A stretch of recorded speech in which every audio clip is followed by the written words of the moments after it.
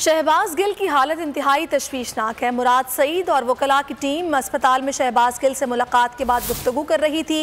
मुराद सईद का कहना था कि शहबाज गिल पर तशद्दुद हुआ, मेडिकल रिपोर्ट में भी तशद्दुद का जिक्र है, आज़ाद मेडिकल बोर्ड बनाया जाए। उन्होंने कहा कि शहबाज गिल है, शहबाज शरीफ नहीं है, पाकिस्तान की खिदमत के लिए अमरीका छोड़ कर आया है।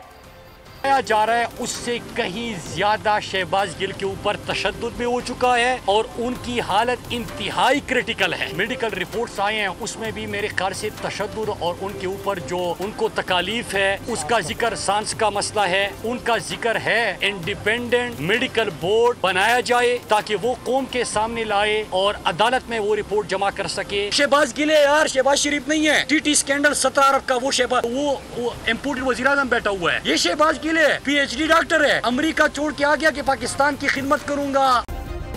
सब्सक्राइब करें और बेल दबाएं ताकि कोई खबर रह न जाए।